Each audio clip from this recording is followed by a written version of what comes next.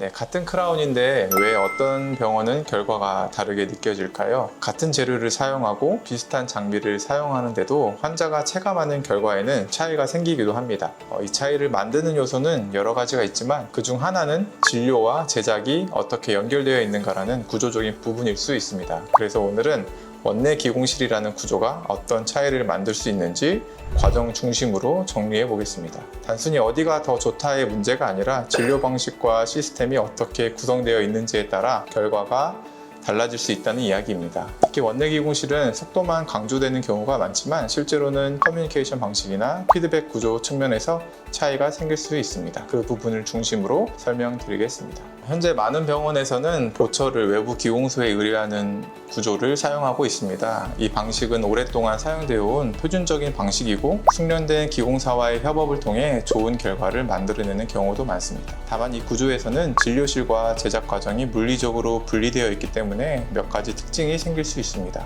예를 들어 구강 상태를 설명하고 사진이나 데이터를 전달하고 그에 맞춰 제작이 진행되는 과정이 필요합니다. 이 과정 자체가 문제가 되는 것은 아니지만 경우에 따라서는 수정 요청이 여러 번 오가거나 의도 전달에 시간이 걸리는 상황이 생길 수 있습니다.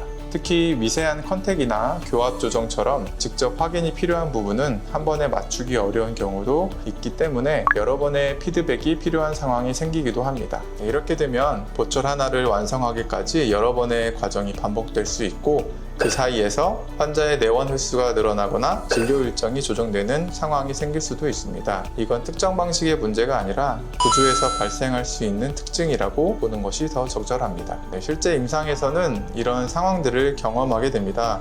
보철을 장착해보고 미세한 조정이 필요해서 다시 의뢰하고 며칠 후에 다시 장착을 시도하는 과정이 반복되는 경우입니다. 한 번 정도는 큰 문제가 되지 않지만 이 과정이 반복되면 진료의 흐름이 끊기거나 일정이 밀리는 상황이 생길 수도 있습니다. 이 과정에서 중요한 부분은 단순히 시간이 걸린다는 것보다 진료의 연속성이 끊길 수 있다는 점입니다.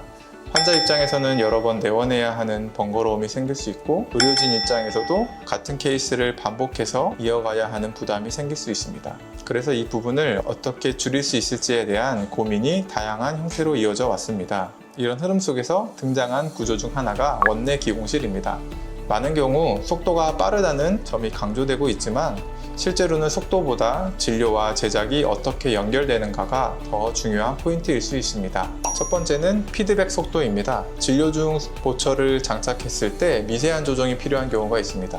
이때 원내 기공실이 있는 경우에는 동일한 공간 안에서 즉각적인 수정이 가능한 구조가 만들어질 수 있습니다. 이렇게 되면 다시 의뢰하고 기다리는 과정이 줄어들면서 진료 흐름이 보다 연속적으로 이어질 가능성이 있습니다. 이 부분은 특히 미세한 컨택이나 교합 조정처럼 직접 확인이 중요한 상황에서 차이를 느끼게 되는 경우가 많습니다. 다만 모든 케이스에 동일하게 적용되는 것은 아니고 병원의 시스템이나 협업 방식에 따라 차이가 있을 수 있다는 점도 함께 고려해야 합니다.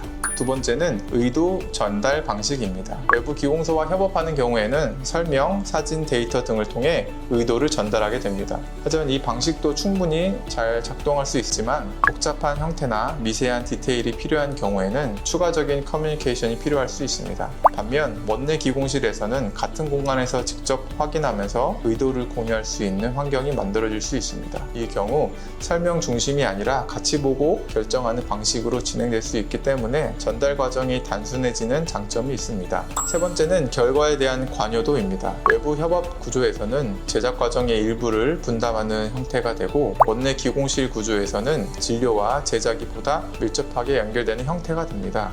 이 차이는 결과를 만들어가는 방식의 차이로 이어질 수 있습니다.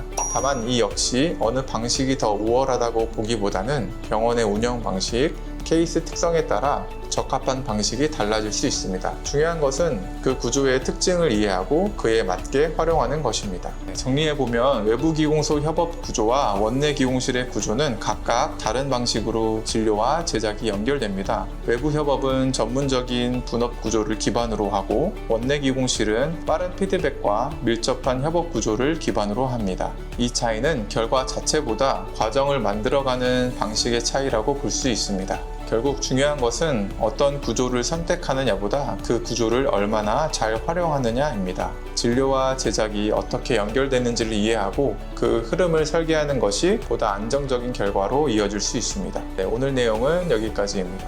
감사합니다.